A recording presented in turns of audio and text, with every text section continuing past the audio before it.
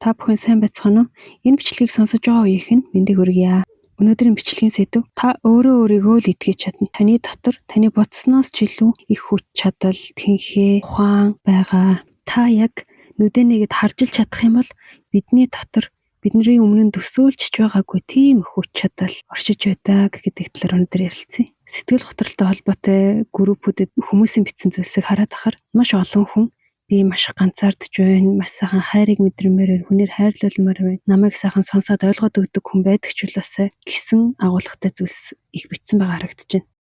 Хүмүүс тэгвэл яагаад ийм зүйлсийг бичдэг вэ гэдэг талаар бодоод үзлээ л дээ. Тэгсэн ч ерөөсөө цаад шалтгаан нь нэг тийм сайхан хүн миний хажууд байх юм бол миний энэ мэдрээд байгаа зовлон шанал багасах юм байна. Би хамаагүй ингээд хүний хайр халамжинд өмг түшигтдор миний зовлон нэмгэрх юм байна гэсэн бодол. Тэгээд гордлох тэгээд ийм хандлагаар хандаад идэх юм шүү. За тэгвэл одоо үнэхээр энэ тийм нэг хүнийг хайрлаж чаддаг, ойлгож чаддаг, сонсож чаддаг, халамжилж чаддаг тийм нэг сайхан хүнийг оллоо гэж бодъё. Та тэр хүнийгээ тэгээд гэртээ ураад оруулж ирлээ. Оруулаад иртэл танай гэр орон чинь замбраагүй байл яах вэ? Гутал ховцс чинь шалаар нэг хөглөрсөн. Аяг шанагч чинь угаагүй ширэгээрээ дүр авуулгастай. Хөргөвчөнд чинь хүн дайлчхаар өлегтэй хоол хүнс байхгүй. Тэгвэл та тэр хүний дагуул оруулж ирээд нүүр бартам жаргалтай сайхан гэртээ хэсэг хугацаа өнгөрөх ч юм уу, эсвэл тэр хүнийгээ бүр авчраад хамтдаа урт удаан хугацаанд яг тийм гэр оронд амьдраад байна гэвэл ямар санагдах вэ? Нөгөө хүн чинь тийм тухгүй замбраагүй байдалд удаан байж чадах болов. Тэгвэл бидний сэтгэл санаа, бидний сэтгэл зүй яг энэ гэр оронтой адилхан ивмэх зэгцээ олсон, байх ёстой юм, байх ёстой байрандаа байдаг цэвэрхэн, цэгцтэй, сайхан болсон үедэл бид нар өөр хэнийг оруулаад тэр хүнийг тухтай сайхан нөгөө хүнээр хайрлуулад өөрөө нөгөө хүнийг хайрлаад амьдрч чаднаа. Тэгэхээр бид нар өөрөө өөрийнхөө учрыг олоод энэ сэтгэл зүйнхээ асуудлуудыг сэтгэл зүйн шархуудаа эдгээгээд сэтгэлээ амар амгалан болгоод өөрийгөө эмчлээ этгээч гэж бидний дотроос бидэнд мэдэгдээд биднийг давчдуудаад байгаа зүйлийг буруу ойлгоод буруу зүйлийг амьдралаас нэхээд гордоод хайгаад явах юм шүү. Бас гэр бүлтэй хэрнээ миний нөхөр эхнэр намайг юусоо ойлгохдгүй, дэмждэггүй, хайрладгүй, халамжилдаггүй гэж бодоод маш их гомдлыг дотроо тээж өгдөг хүмүүс их байдаг. Тэгэхээр яг одооноос та ямар ч нөхцөл байдалд байсан, хажууд чи хинч байсан, танд яаж ч ханддаг байсан зүгээр л шударгаар би өөрийнхөө амьдралд бүрэн дүүрэн хариуцлага хүлээн. Надад хинч юу ч хийж үүрэггүй гэд хариуцлагыг 100% өөр дөрөө хүлээж аваад бодоод үзтээ. Энд би гэр бүлийн хүчирхээллийн тухай яриаггүй шүү. Гэр бүлийн хүчирхээллийг бол шинж хизээж ямар ч үед хүлээн зөвшөөрөх ёсгүй. Хүчирхээлд өртсөн л бол ямар ч шалтгаан тоочхгүйгээр та өөрийнхөө болон хүүхдүүдийнхээ бие сэтгцийн эрүүл мэндийг нэгдүгээр тавиад тэр харилцаанаас холдох ёстой, тэр харилцааг нэн даруй таслах ёстой. Тэгэхээр ихэнх үедээ бол хинээс ч юу ч гортохгүй. Би болгоно. Би л өөрөө энийг давж туулж чадна. Энэ миний л асуудал. Бусд хүн заавал намайг анхаарч бөөцөөлж, хайрлж, халамжилж, стенрэлгэндээ наа миний хүсэж байгаа шиг, миний төсөөлж байгаа шиг надад хандах албагүй гэж бодох ихэндээ мэдээж хэцүү. Биднэрт хүүхэд байхаас ахуулаад үүссэн нэг тийм сэтгэлгээний хэм маяг байгаа. Тэр нь манай аав ээж учраас надад тэгж хандах ёстой. Айлын эхнэр гэдэг чинь нөхөртөө тэгж ханддаг учраас надад тэгж хандах ёстой. Айлын нөхөр гэдэг чинь тэгдэг учраас тэгэх ёстой гэсэн бидний толгой дотор үүссэн нэг тийм хэвшмэл ойлголтууд, төсөөллийн ойлголтууд маш их байдаг. Тийм төсөөллийн ойлголтуудад түшиглэж үүссэн шалгууруудыг эргэн тойрны хүмүүс маань хангахгүй байгаа учраас бид нэр тэр хүмүүстэй гомдолдог. Тэгэхээр бид нэр хүмүүст яаж ч гомдлсон тэр хүмүүс үнэхээр гинт ухаарал бидний төсөөлж байгаа шиг өөрчлөгдөлсдөг, гинт хайрлал, халамжлал огт өөр хүн шиг болол хорж чадах болов. Амьдрал дээрс хараад тахад их тохиолдолд харин ч эсрэгээр үйлчилдэг тий. Чи тэгэх ёстой байдлыг надад ингэж өгөхгүй, чи намайг хайрлаж чадахгүй, халамжилж чадахгүй, чи намайг ойлгож чадахгүй гэж хэлээд байх тусам нөгөө хүмүүс чинь эхэндээ яг баг зэрэг гэмшил төрдөг гэж магтгүй л тий. Гэхдээ их тохиолдолд харин ч бүр залхаад, уйдаад сэтгэл нь бүр цаашаа явчихдаг. Бидний толгой дотроо төсөөлж ботсон шиг тэр сайн сайхан халуун дулаан мэдрэмжийг эргэн тойрны хүмүүс тэр бүр өгнө гэж байхгүй. Үнэхээр яг халамжтай сайхан эхнэр нөхөр байдаг гэл бид нэр жишээ сонсч л байдаг л да. Тэр хүмүүс бол үнэхээр сайхацтай юм аа, баяр хүргье. Гэхдээ ихэнх тохиолдолд тийм сайхан бүрэн дүүрэн хайраар хүнийг бүрэн дүүрэн хайрлаад сэтгэлийг гонсойлохгүй халамжлаад инхрийлээж явдаг тийм хүн ховроо. Тэгэхээр эндээс юу гэж дүгнэж болохоор байна вэ? Энэ ерөөсөө л та эргэн тойрны хүмүүсээсээ болж гомдож, гонсойх нь угаасаа л ойлгомжтой зүйл гэсэн үг. Энэ нь та ганцаараа нэг азгүй болохоро эсвэл ганцаараа тийм нэг хайр халамж сайхан юм хүртэх хувьгүй болохоро ингээд эргэн тойрны хүмүүс чинь таныг гомдоогоод байдгаа гэсэн үг юусоо биш.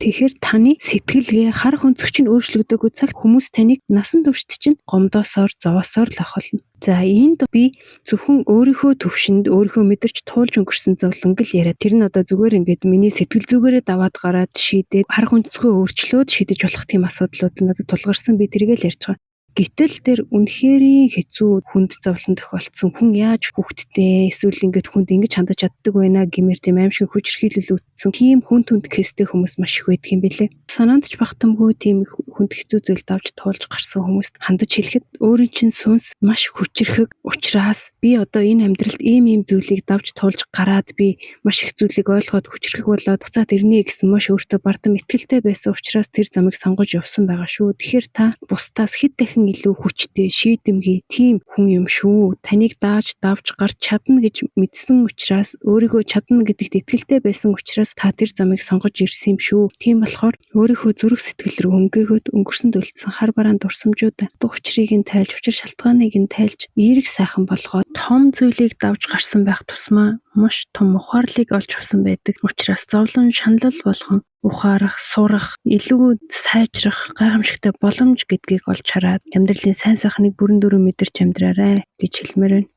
Тэгээд бичлэгээ ихэнд хэлсэн би ганцаардаа тань гэдэг чинь ерөөсөө энэ бус хүмүүс намайг гомдоогоод байна гэдэгтээ цаанаа бол яг ижил шалтгаантай буюу бусд хүмүүсээс хүлээсэн тийм хайр халамж сайхан дулаан мэдрэмжил байгаад нь штэ. Тэгвэл одоо яавал энэ хүмүүсээс найдаж хүлээдгээ болоод өөрөө өөртөө итгэж өөрөө өөрийгөө эмчилж чадна. Би л өөртөө байхад хангалттай гэдэг үзэл бодлыг өөртөө суулгах вэ гэдэг талаар ярилцъя. За тэгэхээр өөрийнхөө туршлагаас эргүүлээд бодож байгаад нэг хідэн арга зам гарч ирлээ л дээ. За эхнийх нь болохоор өөрийнхөө зовлонг тоочж сул дорой байдлаа харуулснаар бусд хүн намайг ойлгож өрөвдөж хайрлан сайхан хандна гэсэн нэг тийм бодол байдаг. Тэрийгээ ерөөсөө толгооноосоо бүрэн дүрэн авч явах хэрэгтэй юм л. Онлын хувьд сэтгэл готрол нь 1-4-өөс 5 үе шатыг дамжиж эцэстэн бидэрдэгэ гэж үзээд байгаа. Готрлын ихэнх үед нь хиндэж юу ч хэлмээргүй санагтаад хинч угаасаа намайг ойлгохгүй гэж удаад дотор хамаг юм хурааж хагаад тэр нь бүр сүлдээд өөр дотроо хурааж дийлэхгүй болоод ирэхээрээ бид нар аргагүй хэрхэнд хинт ч хамаагүй ярьж онгойлгох хэрэгцээ гардаг.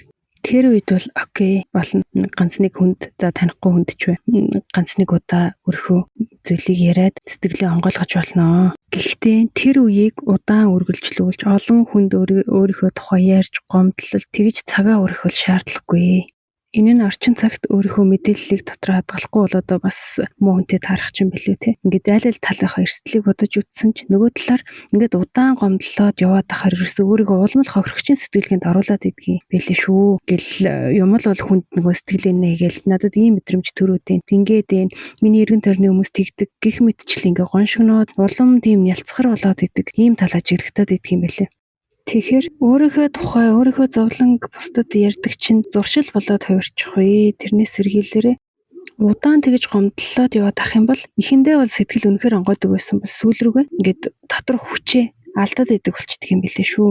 Одоо бол би өөрийнхөө бодол, мэдрэмж, ирээдүйд би тэгэх гэж байгаа, ингэх гэж байгаа ч гэдэг юм ингээд өөрийнхөө тухай дотоод сэтгэлийнхээ тухай мэдээллийг дотроо хадгалж авч үлдсэний дараа дотоод хүчээ илүү нэмэгдсэн юм шиг, илүү хүчтэй болсон юм шиг тэгж мэдэрдэг болсон. За хоёрдугаарт би энэ цагаас хойш хиндэж найдаж хүнээс юм гордож хүлээж шаналхгүйгээр өөрийнхөө төлөө хүнээс хүсэж байгаа юмаа өөртөө хийж өгье. Би өөрийгөө эмчилж чадна, өөрийгөө хайрлаж хүчрхэг хүн болгож чадна. Яагаад гэвэл би бол өөрөө өөртөө байгаа хамгийн үнцэнтэй эрдэнэ. Би хэн нэгэн шиг намайг хуураад хаяад явахгүй, хэн нэгэн шиг амин өвөө хичээгээд намайг орхиод явахгүй. Насан туршдаа хамт байж үнэнч байх цорын ганц хүн бол би. За иймэрхүү агуулгатай зүйлсийг өөртөө олон дахин давтаж хэлээд өөрийгөө энд мөчөөс эхлээд би чөлөөлөгдлөө гэдэгтээ итгээд үзээрэй. Миний хувьд ойрынхоо нэг хүнийг намайг халамжлахгүй байна, ойлгохгүй байна, хайрлахгүй байна гэж маш их гомдолтой байсан л та. Тэгээд нэлээд хугацаа өнгөрсний дараа за угаасаа л энэ хүн ийм учраас надад ингээд миний хүсэж байгаа юм өгнө гэж хизээч байхгүй маань. Тэгэхээр би ерөөсөө энэ хүнээс дахиж тийм юм гуйхаа болчихъя, тэглээ гэж хэлж гомдолхоо болчих чи гэж шийдсэн. Тэр мөчөөс хойш харин хүнээс юу ч гордож хүлээхгүй болохоор сэтгэл санаа маш их хамардаг, маш олон зүйлийг дотроос авч гаргаж хайдаг юм билээ. Миний хичээгээд хийсэн нэг зүйлийг анзаараад ямар гоё хийсэн бэ, ямар мундаг юм бэ гэж хэлүүлэхийг хүсчихлээ гэж бодоход хүн анзаарсан бай, анзаараагүй тэр үгийг зөв өөртөө л хэлчихэ. Би үнэхээр хичээсэн. Тэгээд энэ хийсэн юм манадад үнэхээр их таалагдчихэв. Ямар гоё хэлсэн юм бэ. Сайхан юм хийсэндээ би баяртай байна. Би чамаар бахархаж байна гэж өөртөө хэлчихэ. Өнөөдөр би эрүүл байхын төлөө 30 минут тасгал хийтлээ. Энийг маань үнэлээд чи минь өстө мундаг байна штэ. Чамаар бахархаж гин гэд хэлээд өгөх хүн байхгүй. Ганц би ч гэсэн өөрөөрөө бахархаж гин гэд хэлээд үзье.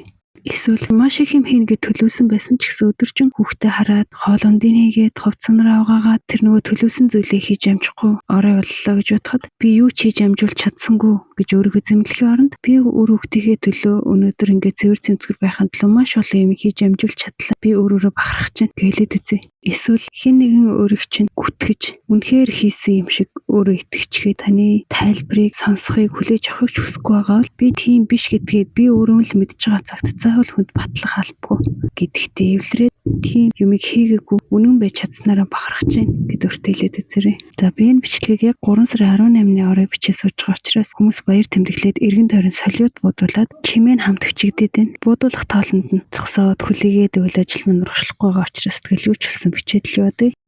Гол сэдвүүргээ эргээд ороход ингээд хүнээс найдаж гордож хүлээж исэн үг үйлдэлээ өөртөө гаргаад эхлэхээр яг л хүнээс хүлээж авсан юм шиг өөрийгөө тайвшруулж сайхан мэдрэмж өгч чаддаг. Энэ нь бидний тарих ямар нэгэн үйл явдлыг жинхнээсээ болж гэнэ үү эсвэл бид нар төсөөлөн бодож гэнэ үү гэдгийг ялгаж чаддгүй аль аль нэг нь жинхэнэ гэж хүлээж авдаг. Тэр онцлогтой нь магадгүй холбоотой байх.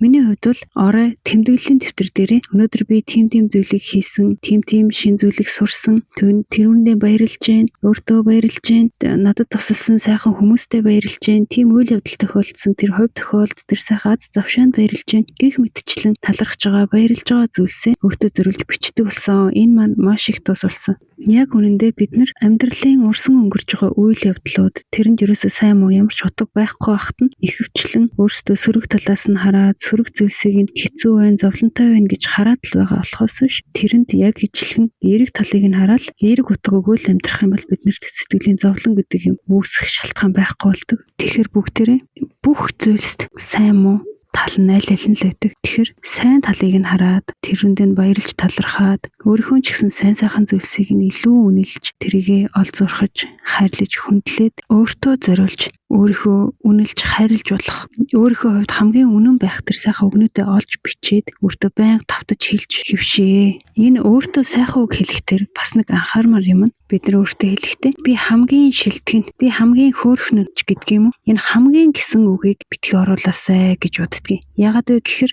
хамгийн тэрнээс дээр, энэс доор гэдэг бол өөрийгөө бусад хүнтэй цаанаа харьцуулж гин гэсэн үг. Өөрийгөө сайнаарч вэ, муугаарч вэ хүнтэй харьцуулж байгаа цагт өнөөх сэтгэлийн амар амгалан гэдэг юмнасаа холдох хамгийн том шалтгаан болж идэг. За тэгэхээр эцэст нь хэлэхэд бид нар одоо өөрсдөд маань байхгүй байгаа найз охин, найз залуу эсвэл заяаны хань эсвэл яг одоо хажууд нь байгаа боловч хайр халамж, сайхан дэмжсэн, урам хайрлсан мэдрэмж өгч чаддгүй эхнэр нөхөр хизээч үрийн ёсоор халамжилж, хайрлж, анхаарч байгаагүй аав ээж ах эгч гэдэг юм уу, хамаатан садч гэдэг юм уу, тийм хүмүүс гих мэтчлэн бидний эргэн тойронд байгаа болон байхгүй хүмүүсээс хүсэж байгаа тэр сайн сайхан юмнуудаа бүгднийг бид нар чинь өөрөө өөрсдөө өгч чадна ч дээ гэдгийг ойлгоод бусад хүн намайг ингэж өгдөгч болоос надад ийм үг хэлдэгч болоос ингэж хүндэлдэгч болоос гэж хүсэж байгаа тэр сайн сайхан бүх зүйлсээ хэнийг ч хүлээхгүйгээр өөртөө л хийгээд өгчдөг болъё. Намайг ямар ч нөхцөл болзолгүйгээр хайрлаад, ойлгоод, халамжлаад, халуун дулаан сайхан мэдрэмж өгдөг тэр хүн нь би өөрөө л бай. Харин би бусад хүнээс хүлээдэг тэр сайн сайхан зүйлсээ буцаагаад юу ч хүлээж найдахгүйгээр хүмүүст хийж өгч бай. Яг үнэндээ энэ амьдрал дээр миний өмнөөс хинч зовхгүй, миний зовлон хинч надтай энэ тэнцүү үргэлцээд явах үүрэг байхгүй. Би энэ амьдрал дээр өөрийнхөөрөө туулж, өөрийнхөөрөө суралцж, өөрийнхөөрөө амьдрах гэж ирсэн болохоос хин нэг нь таалагдах гэж, хин нэгний төлөө амьдрах гэж, хин нэгнээр үнэлэгдэх гэж тэр нь л байхгүй бол гунж гутарах гэж ирээгүй. Би хүмүүсийг, эргэн тойрныхоо хүмүүсийг өөрийнхөө чадах чинээгээр хамгийн сайн сайхнаараа хандан, хамгийн сайхан халамжаа үзүүлэн, хамгийн сайхан үгээ хэллэж дэмжин, хамгийн сайнараа хайрлна. Гэхдээ би хариуд нь заавал ижил зүйл өгөх ёстой гэж гордож хүлээхгүй. өөртөө зориулж хэлдэг байсан үгнүүдээ ингээд оруулж өглөө. Та бүхэн өөрсдийнхөө хувьд хамгийн оновчтой, өөртөө хамгийн сайн тохирох иймэрхүү утгатай үгсээ зохиож бичээд түүнийг өөртөө олон дахин хэлж сэтгэл үнэмшилтэй баттай суулгаж өгөөрэй. Өнөөдрийн маань бичлэгтээ хамт байсан та бүхэндээ баярлалаа. Бас сувгийг маань дэмжиж лайк, subscribe дарсан хүмүүстээ баярлалаа. Шинээр сонсож байгаа хүмүүс ч гэсэн нэг ч ихсэн зүйлийг арай өөр өнцгөр харж эхэллээ гэж бодож байгаа бол манай сувгийг дэмжээрэй.